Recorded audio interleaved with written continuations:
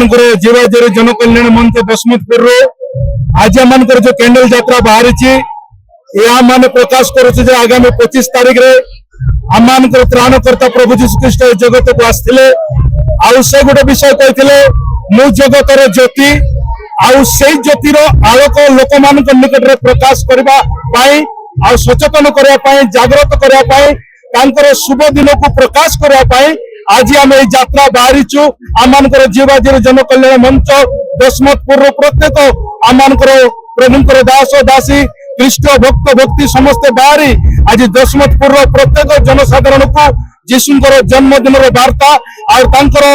जन्मर आलोक प्रकाश को वार्ता आम जनवा निमंते बाहरी अच्छु